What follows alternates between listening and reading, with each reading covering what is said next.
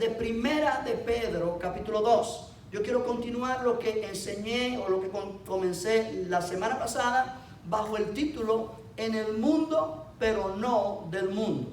En el mundo, pero no del mundo. Vamos a leer Primera de Pedro en el capítulo 2, versículos 11 y 12. Y vamos a tener allí nuestra lectura como base de esta predicación esta mañana. Y en el nombre del Señor leemos. Dice así la Escritura: amados, yo os ruego como a extranjeros y peregrinos que os abstengáis de los deseos carnales que batallan contra el alma, manteniendo buena vuestra manera de vivir entre los gentiles, para que en lo que murmuran de vosotros como de malhechores, glorifiquen a Dios en el día de la visitación, al considerar vuestras buenas obras. Gloria al Señor. Cuando comencé la semana anterior, mencioné que como iglesia estamos en este mundo, pero no pertenecemos a este mundo, sino que la Biblia dice que nuestra ciudadanía está en el cielo, de donde también esperamos al Señor. Y debemos vivir como ciudadanos celestiales. Yo sé que esto suena como paradójico, suena como algo hasta ridículo, puede sonar a muchas personas, pero esto es lo que la Biblia nos pide. Jesús, orando al Padre en Juan capítulo 17, él dijo: Padre, yo ruego por ellos, no los quites del mundo, guárdalos del mal o del maligno.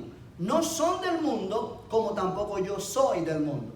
Y yo mencionaba la semana anterior que como cristianos que pertenecemos al pueblo de Dios, somos llamados a vivir en este mundo hostil de una manera distinta a como el mundo vive, para anunciar las virtudes de Dios. Y una vez más yo quiero continuar acá. Recuerde que tocamos dos puntos importantes la semana anterior, y el primer punto fue que nosotros somos extranjeros y peregrinos en esta tierra. Pero el segundo punto que tocamos fue que nosotros debemos abstenernos o evitar los deseos carnales, que dice la Escritura en este pasaje, batallan contra nuestra alma. Mencioné que los deseos humanos no son del todo malos.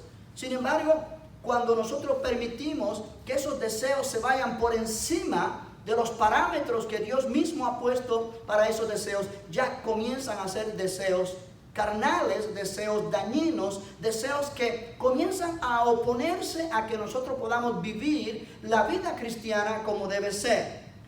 La vida cristiana no es un juego, no es una religión, es una batalla para ser librada continuamente. Y mencionaba la semana anterior que las palabras del apóstol Pablo: los deseos del espíritu son contra la carne, los deseos de la carne contra el espíritu. Él dijo en Romanos 7, veo una ley en mis miembros que se opone a la ley de mi mente.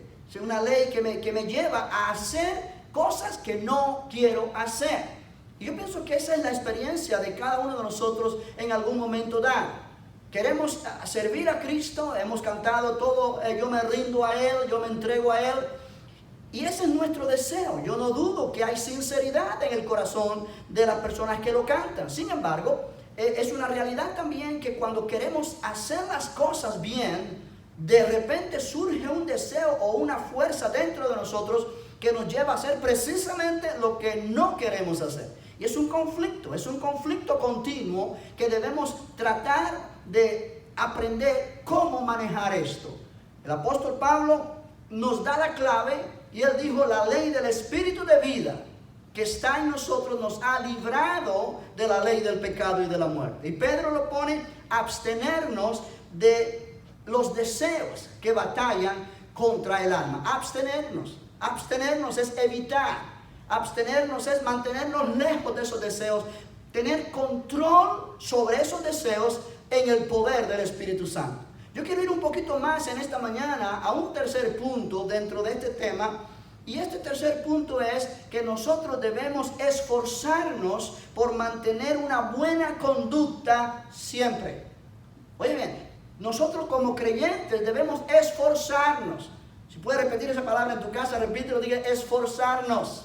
Aleluya. Sí, porque tiene que ver con esfuerzo nuestro. Muchas veces vivimos la vida cristiana como que Dios nos da todo automáticamente sin que nosotros tengamos que hacer nada. No. Dios espera que nosotros tengamos deseos de hacer lo que Él quiere que hagamos y nos esforcemos por llevar a cabo esos deseos. O sea, habla de un esfuerzo de parte nuestra. Yo sé que no es en nuestra fuerza, yo sé que no es en nuestro poder, pero tiene que haber un esfuerzo personal. El Espíritu Santo nunca va a obligarnos a hacer nada que nosotros no queramos hacer. Pon eso en tu mente esta mañana. Es en el poder del Espíritu Santo que vamos a mostrar una buena conducta delante del mundo, pero el Espíritu Santo nunca nos va a obligar a hacer algo que nosotros no queremos hacer. O sea, tiene que ver con nuestra voluntad, tiene que ver con nuestro deseo. Como decía esa canción, yo me rindo a Él. Yo me pongo a su disposición. Rindo mi orgullo, rindo mis pensamientos que son diferentes, rindo mis deseos y los pongo delante del Señor para que Él sea el que tome control sobre mi vida. Eso es lo que implica acá, esfuerzo.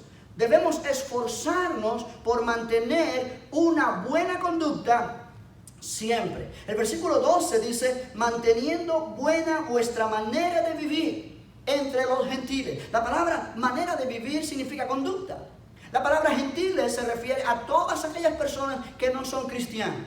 Todas aquellas personas que no conocen a Cristo.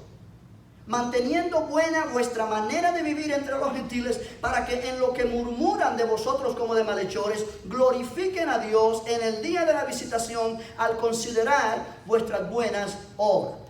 En otras palabras, sabiendo que el mundo a nuestro alrededor tiene sus ojos puestos en nosotros. Amén. Alguien dijo esto y me gustó y lo anoté. Los cristianos, dice esta persona, viven en casas de vidrio. Están en exhibición. Su conducta, sus obras y sus palabras son evaluadas constantemente por los no cristianos que quieren ver si los cristianos realmente viven según lo que profesan. Los ojos de tus vecinos están sobre ti. Los ojos de tus familiares que no conocen a Cristo están sobre ti. Los ojos de tus compañeros de trabajo o de los compañeros de la escuela están sobre ti, mirando cada cosa que haces y cada cosa que no haces, para ver si de verdad tú vives de acuerdo a lo que tú profesas que crees. De manera que los creyentes deben abstenerse de los deseos pecaminosos, no solamente por causa de su bienestar espiritual, sino también para mantener un testimonio efectivo ante los incrédulos. Es tremendo esto. Sí, un estilo de vida cristiano piadoso es un medio poderoso para convencer al mundo de su pecado. Note que Pedro dice algo interesante. Pedro dice, manteniendo buena vuestra manera de vivir entre los gentiles, para que en lo que murmuran de vosotros como de malhechores, glorifiquen a Dios en el día de la visitación. Glorifiquen a Dios en el día de la visitación. Y yo pienso que Pedro está pensando quizá cuando escribe esto en las palabras de Jesús. Si tú miras conmigo en el libro de Mateo capítulo 5, Jesús cuando habló lo que nosotros llamamos el Sermón del Monte, Él allí menciona palabras similares. En el versículo número 14 dice, vosotros sois la luz del mundo, le dice Él a sus discípulos. Una ciudad asentada sobre un monte no se puede esconder, ni se enciende una luz y se pone debajo de un almud, sino sobre el candelero, y alumbra a todos los que están en casa. Ahora mira el versículo 16. Jesús dice, así alumbre vuestra luz delante de los hombres, para que vean vuestras buenas obras y glorifiquen a vuestro Padre que está en los cielos. O sea, palabras similares. Jesús dice, la luz que está en nosotros, que es Cristo y su palabra, debe alumbrar en nosotros de manera que las personas que están a nuestro alrededor vean nuestras buenas obras y glorifiquen a nuestro Padre que está en los cielos. Y esto concuerda con lo que el apóstol Pablo dice en Efesios 2:10, dice que somos hechura suya, creados en Cristo Jesús para buenas obras, las cuales Dios preparó de antemano para que anduviésemos en él. Y esto concuerda también con lo que Santiago dice en su libro, cuando él dice, muéstrame tu fe sin tus obras, y yo te mostraré mi fe por mis obras.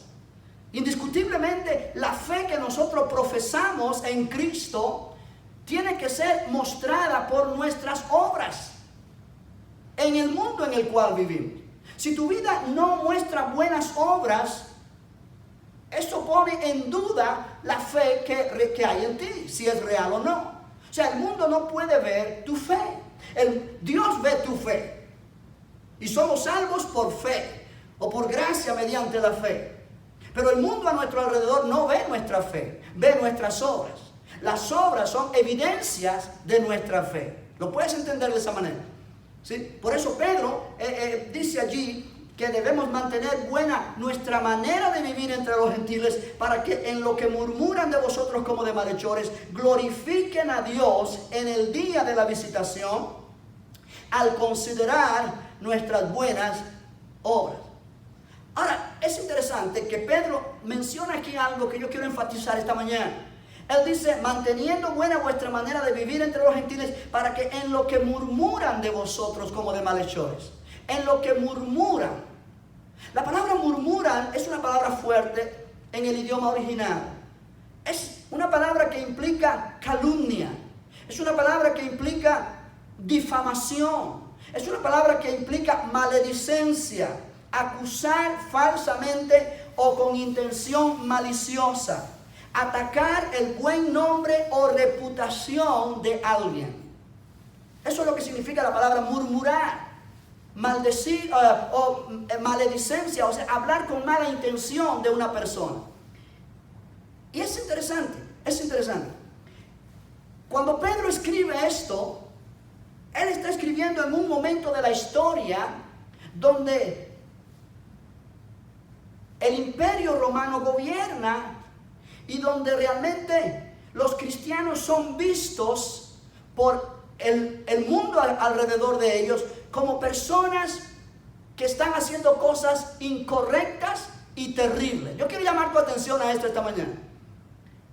Según la historia, los cristianos primeros en aquel tiempo fueron acusados de rebelión contra el gobierno, por ejemplo, por cargos falsos y descabellados.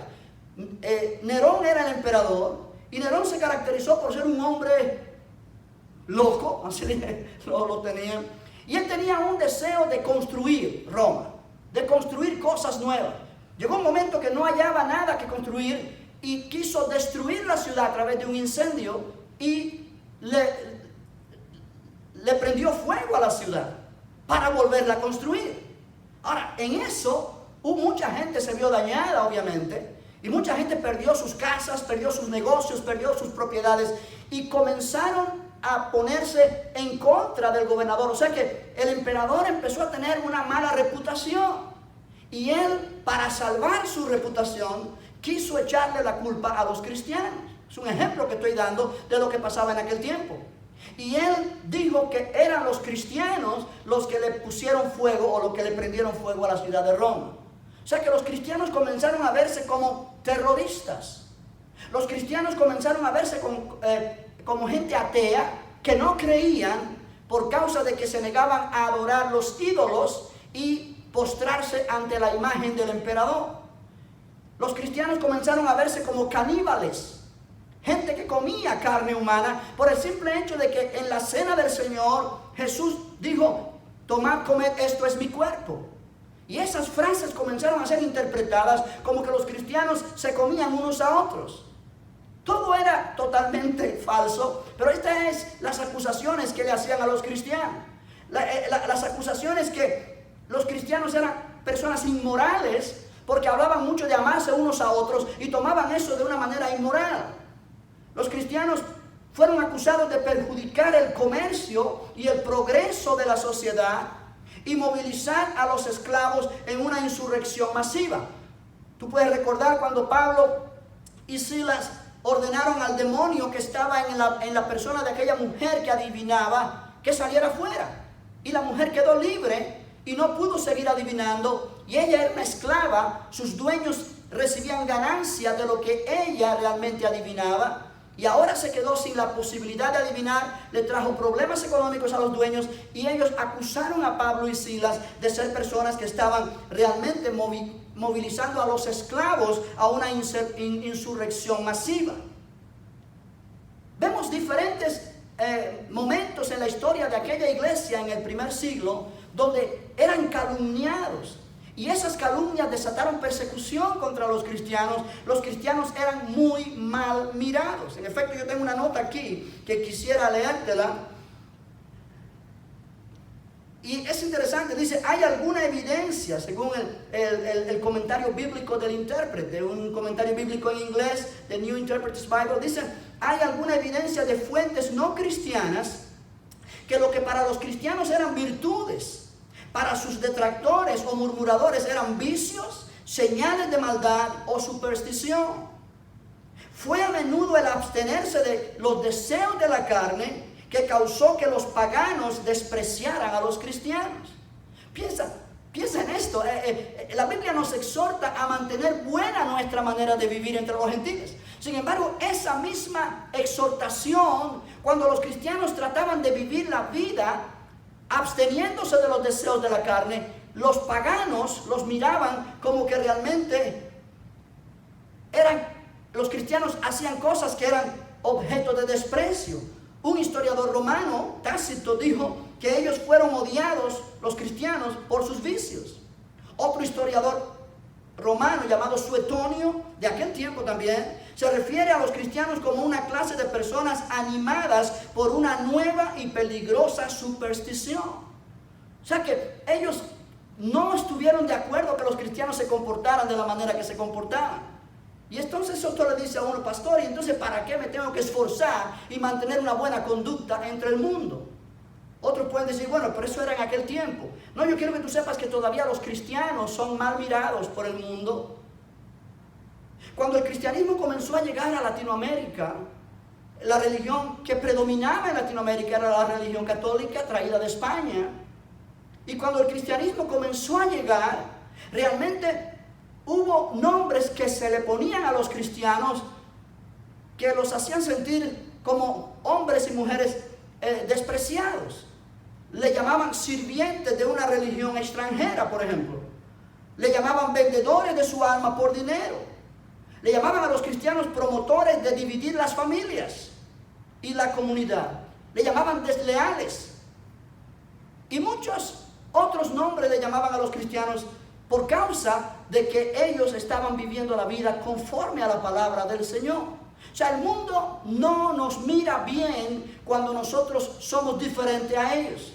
Yo quiero que tú mires allí en Primera de Pedro, en el capítulo 4, por ejemplo, en el versículo número 2, versículo número 1 al 3, dice, puesto que Cristo ha padecido por nosotros en la carne, vosotros también armados del mismo pensamiento, pues quien ha padecido en la carne terminó con el pecado, para no vivir, oye bien esto, el tiempo que resta en la carne conforme a la concupiscencia de los hombres, sino conforme a la voluntad de Dios. Baste ya, monte verso 3, baste ya el tiempo pasado para haber hecho lo que agrada a los gentiles, andando en lascivias, concupiscencias, embriagueces, orgías, disipación y abominables idolatrías. A estos les parece cosa extraña que vosotros no corráis con ellos en el mismo desenfreno de disolución y os ultrajan. Es interesante, iglesia, que todavía eso pasa. Nuestra familia muchas veces nos desprecia porque decidimos recibir a Cristo y nuestra conducta ahora es diferente y ya no nos emborrachamos y ya no participamos en actos que son inmorales y realmente ellos se enojan porque ya nosotros no somos así. Hay mujeres incluso que han dejado de amar a sus esposos porque su esposo ya no se emborracha. Yo he oído esos testimonios y la verdad que no entiendo. Bueno, uno no lo entiende razonablemente, pero entiende que el enemigo confunde las mentes y hace que la gente se engañe. ¿Cómo es posible que una persona que ha sido un borracho, que está poniendo en peligro el matrimonio, el hogar, o digamos un borracho, un drogadicto, o de otra forma que está trayendo el hogar en problemas, y de repente esa persona cambia y ya no es como era, y ahora es un hombre decente, ahora es un hombre correcto, que la esposa se enoje porque cambió. Eso no tiene sentido. Sin embargo, el enemigo confunde las mentes para realmente las virtudes que Dios está mostrando en esa persona sean confundidas con cosas, con calumnias y con palabras destructivas hacia la persona. No sé si me hago entender, pero yo pienso que sí. Quizá tú estás batallando con eso. Quizá tú tienes familiares o amistades que te han dado la espalda porque tú eres cristiano. Y mientras más procuras agradar a Dios, más problemas te busca con tus familias o con tus amigos. Y entonces llega el punto que dice, pastor, pero ¿de qué vale que yo viva de esta manera? Si lo que me busco son problemas. Aleluya. No es nuevo esto. Esto viene desde que la iglesia empezó en el primer siglo. El mundo no acepta. El mundo no acepta. Sí, como dijo este mismo comentario, no hay fácil asunción. No podemos asumir que la conducta fiel se ganará la admiración de este mundo. Jesús dijo, el mundo os aborrece. Si a mí me ha aborrecido, sabed que a vosotros también los aborrecerá. Hay un poder que se llama poder del pecado, poder satánico, que controla a la gente que no son de Cristo, que realmente los mueve a mirar negativamente hacia las personas cristianas y ponen calificativos que no son correctos para despreciar a tales personas.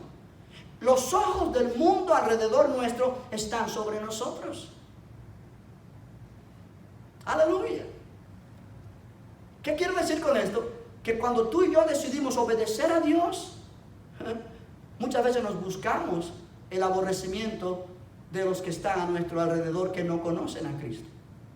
Y eso no solamente nos duele, pero también nos trae problemas en nuestro diario vivir.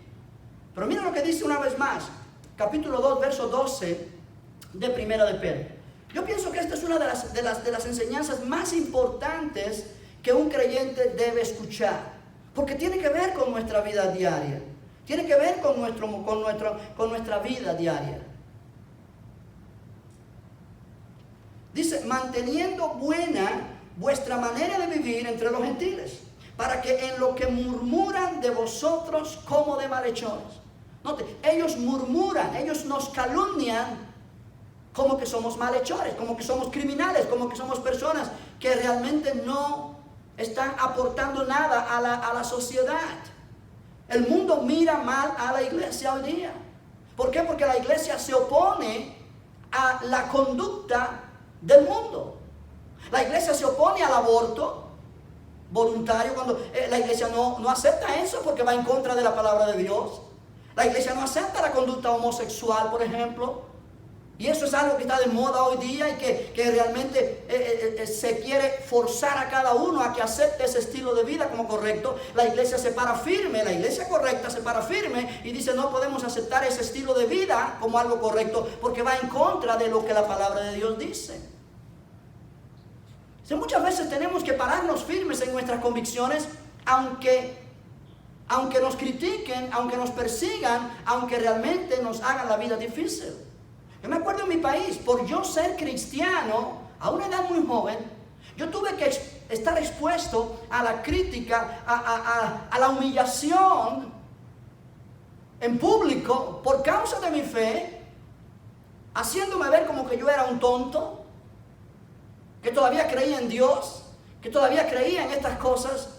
Yo tuve que mantenerme firme en mi posición, a pesar de que la gente me estaba haciendo ver como un ridículo, como un atrasado, como alguien que no estaba a la altura de los tiempos.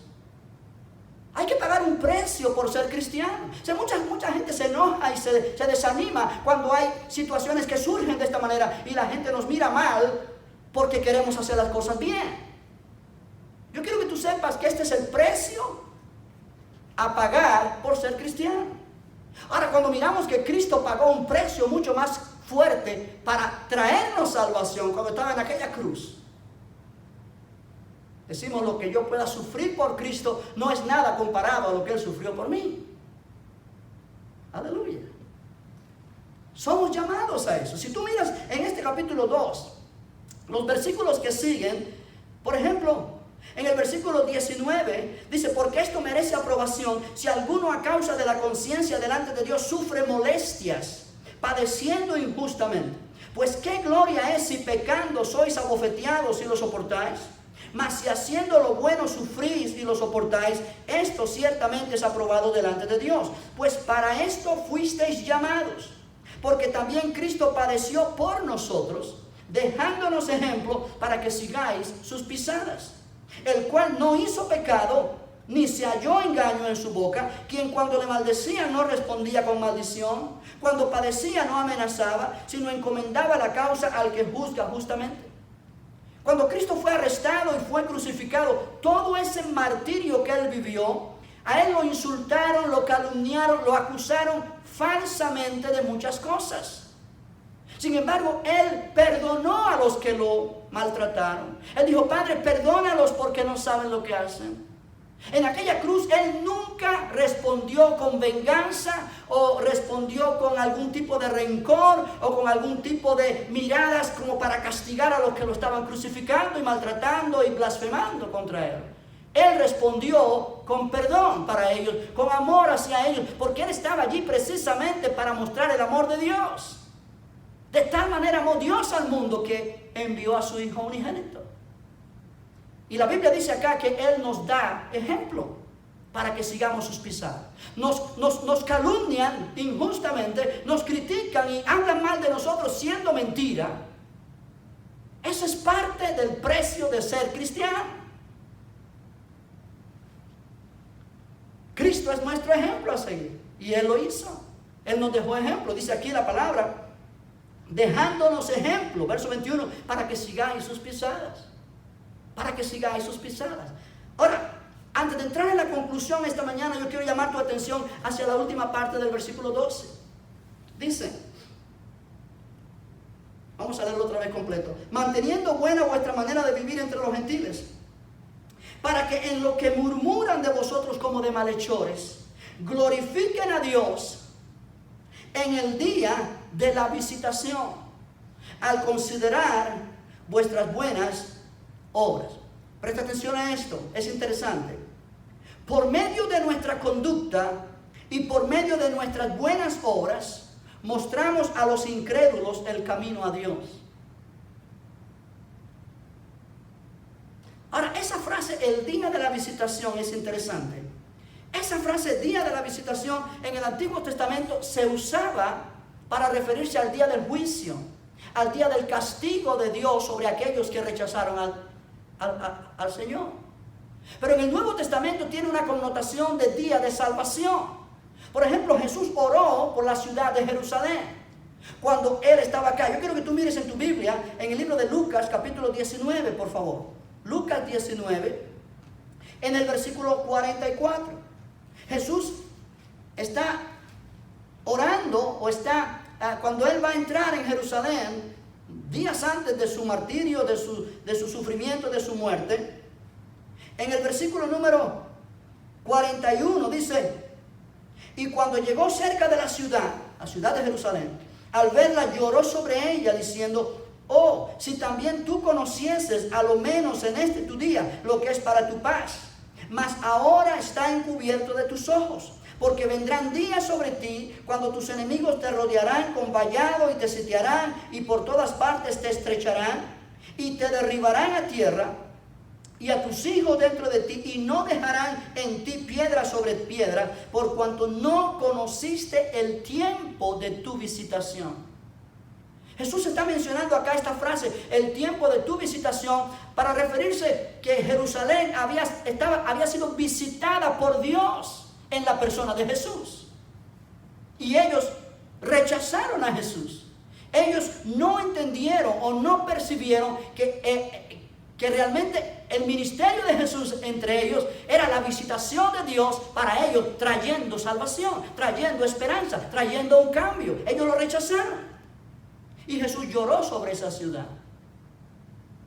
En capítulo 15 de Hechos hay otro pasaje que quiero mencionarte. En el versículo 14, Hechos 15, 14, una vez más está esa palabra visitar o visitar.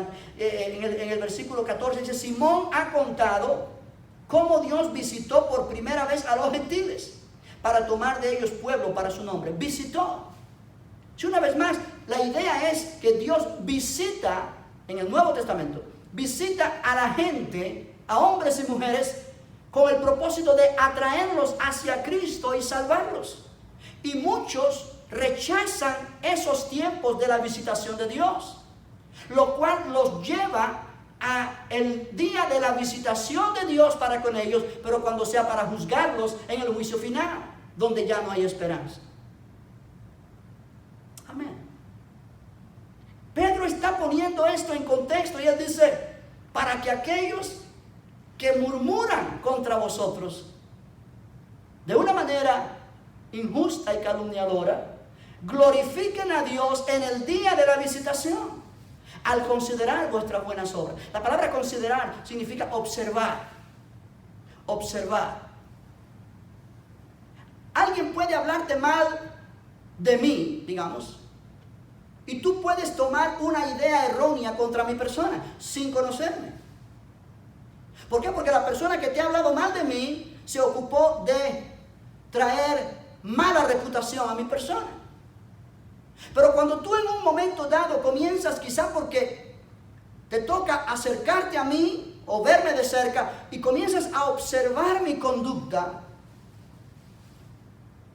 te puedes empezar a dar cuenta que mi forma de ser no es de acuerdo a lo que te contaron. Y puedes cambiar tu opinión hacia mi persona. ¿Me explico esta mañana? Bueno, algo similar es lo que Pedro está diciendo acá. La gente que ahora os calumnia, la gente que ahora os murmura de vosotros de una manera injusta, cuando Dios los visita, cuando la gracia de Dios comienza a manifestarse en ellos, porque Dios quiere atraerlos a Cristo, el mismo Espíritu de Dios comienza a motivarlos a que te miren o a que miren nuestras buenas obras y se den cuenta que los rumores y las calumnias y lo que han hablado en contra de nosotros no es cierto. Y entonces comienzan a darse cuenta que el Evangelio es poder de Dios para salvación. Cuando el Señor los toca por el Espíritu Santo y pueden escuchar la palabra, entonces se dan cuenta y dicen, oh, por eso es que fulano de tal vive de la manera que vive. Por eso es que la persona que antes era así, ahora es de otra manera. Dios ha cambiado su vida. Entonces ellos se dan cuenta, en el día que ellos están siendo visitados por Dios, por la gracia de Dios, que tu persona es un testimonio del poder de Dios.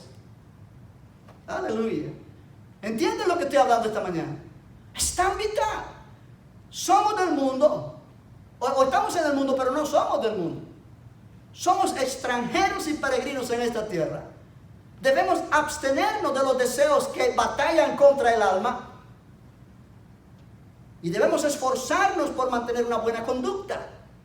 Donde quiera que estemos, sea en la iglesia, sea en el trabajo, sea en el parque, sea en la playa, sea en la casa, donde quiera que estemos. Porque hay ojos que nos están mirando. Y tú no sabes a cuál de esas personas que te están mirando el Espíritu de Dios está tocando para atraerlos a Cristo. Y tú puedes ser la persona que a través de tu buena conducta les das a conocer a ellos que el poder de Dios es real. Porque ellos han visto tu pasado y ahora ven tu presente y ven que hay un cambio. Y ellos comienzan a despojarse entonces de toda tradición, de toda religión o de toda forma de creer que ellos han tenido en el pasado, porque están viendo en ti la realidad de un testimonio vivo de que Dios sí es un Dios de poder, que cambia las vidas. Oh, aleluya. Es tan vital esto, iglesia. Es tan necesario que tú y yo entendamos esto. En cierta ocasión un ministro, un pastor, un predicador tenía 3 hijos y se encontraron a un perro que estaba perdido y les gustó el perro, un perro muy bonito, y este perro tenía una cualidad o una característica, que en la cola tenía 3 pelos blancos.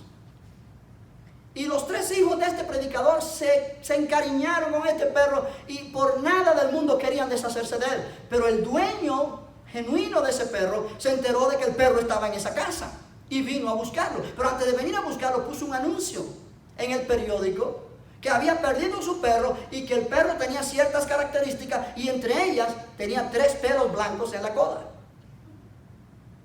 Y el hombre llegó. Pero ¿sabe lo que hizo el ministro? Un predicador. Se juntó con sus 3 hijos y le arrancaron los pelos blancos al perro. Y cuando llegó el dueño, pues el perro mostró que era su perro, porque él conocía a su dueño.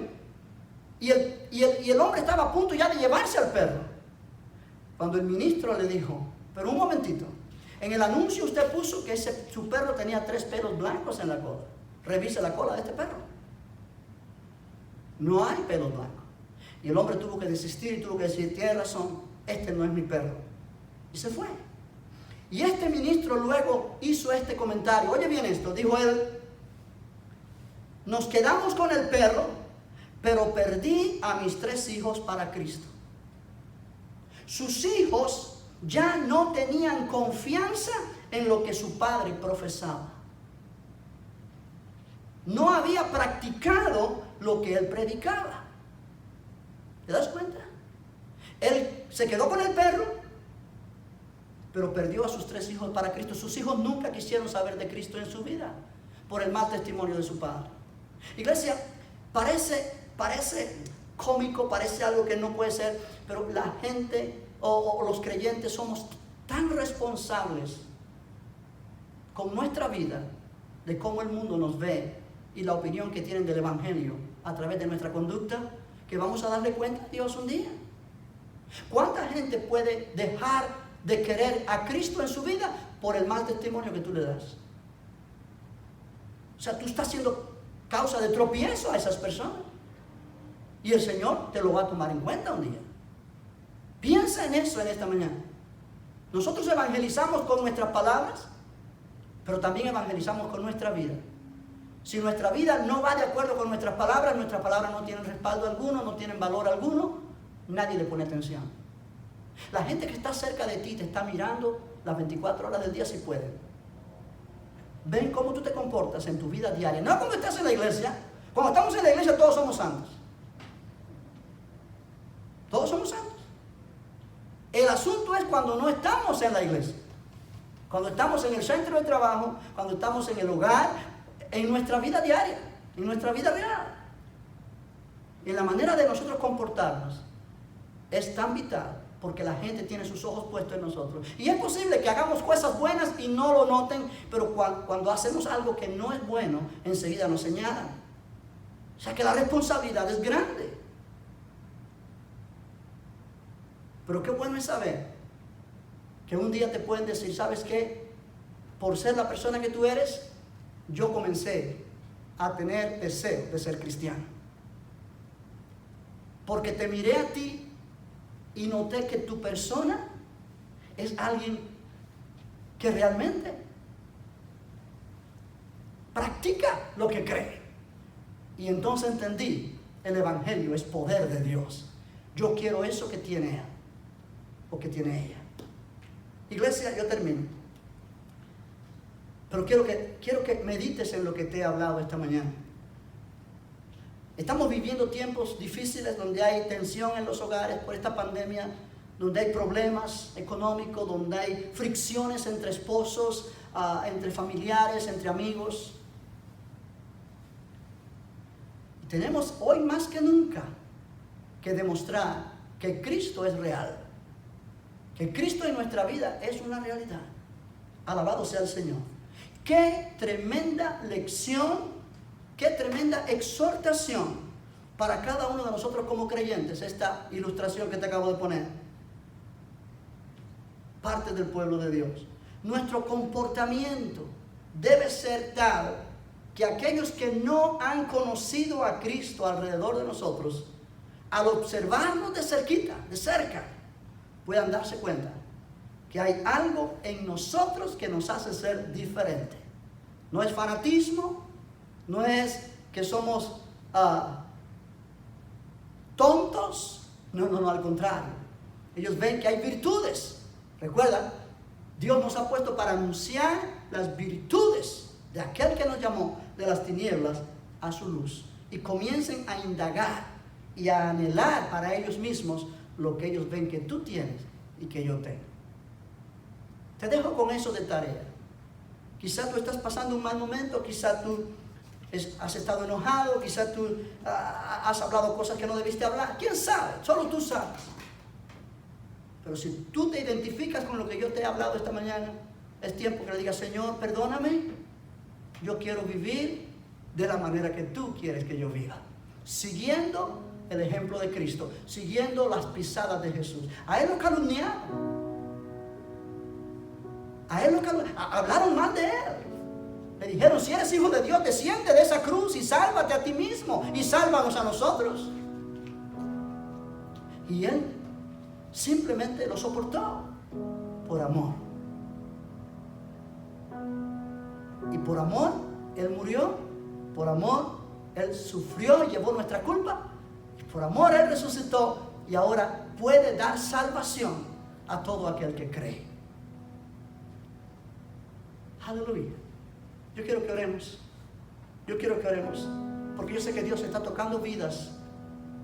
Yo sé que Dios está tocando personas esta mañana en diferentes lugares a través de esta palabra. Y el Señor te levanta, y el Señor te restaura, y el Señor te pone donde debes estar. Que tu luz, la luz que está en ti, que es Cristo, alumbre delante de los hombres, para que vean vuestras buenas obras y glorifiquen a vuestro Padre que está en los cielos. Palabra de Jesús. Padre, gracias por este mensaje esta mañana. Gracias, Señor, porque realmente es una verdad maravillosa, que aunque nos cueste sufrir las calumnias de aquellos que no te conocen y nos acusen de ser personas que hacemos cosas que realmente no hacemos, que somos personas que dañamos la sociedad, lo cual no es cierto, Señor, que cuando puedan observarnos de cerca y el poder de tu Espíritu les toque, puedan ver en nuestro testimonio la evidencia de que el Evangelio es poder de Dios para salvación, y ellos puedan ser atraídos a Cristo. Ayúdanos, Señor, a no ser piedra de tropiezo para nadie, sino al contrario, ser personas que puedan con nuestra conducta y nuestras palabras apuntarles a ellos hacia ti, que eres el único que puedes cambiar la vida del ser humano. Eres el único que puedes traer salvación, vida eterna, vida satisfactoria. Gracias te damos esta mañana porque es un privilegio ser cristiano. Gracias porque es un privilegio poder ser hombres y mujeres que sirvamos de testimonio a aquellos que nos rodean, para que ellos puedan anhelar venir a Cristo y recibir salvación. Señor, yo oro por cada persona donde quiera que me esté viendo. Y yo oro, Señor, que este mensaje toque sus vidas y haya transformación en sus personas, haya liberación de cualquier pensamiento, de cualquier opresión, y tu nombre sea glorificado. Oh, aleluya. Gracias, Señor. Levanta tus manos ahí donde tú estás. Vamos a adorar al Señor con esta canción y vamos a realmente entregarnos a Él. No sé cómo es lo que ha pasado contigo, pero sé lo que Dios puede hacer y está haciendo hoy para la gloria de Él. Adora al Señor, iglesia. Aleluya. Gracias, Cristo. Yo me entrego con el fin de serle fiel. Para siempre. Para siempre quiero amarle y adorarle solo a Él. Yo me rindo. Yo me rindo a Él. Yo me rindo a Todo a Cristo. todo a Cristo, yo me entrego, quiero ser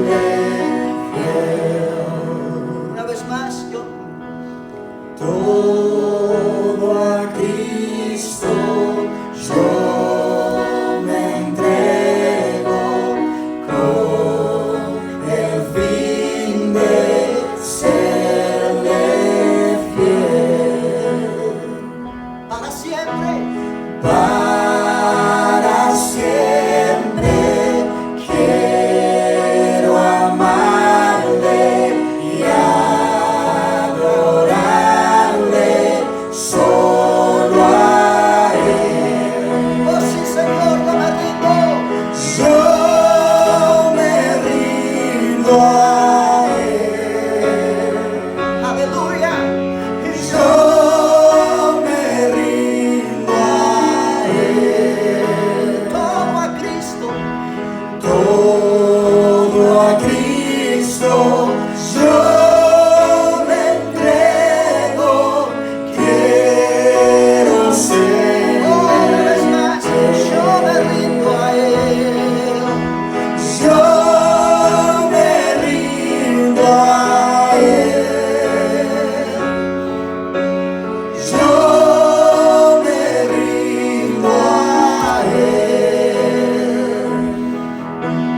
Todo a Cristo yo me entrego, quiero serle fiel. Yo quiero serle fiel, quiero serle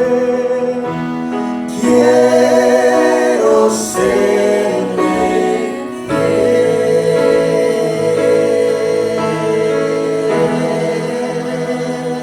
Aleluya. Oh, gracias, Señor. Dale ese aplauso fuerte a Él esta mañana. Gloria a Dios, gloria a Dios, gloria a Dios. Bendito el nombre del Señor. Vamos a terminar este servicio, iglesia. Yo quiero que oremos esta mañana porque hay varias personas, parte de la iglesia, que han perdido seres queridos esta semana.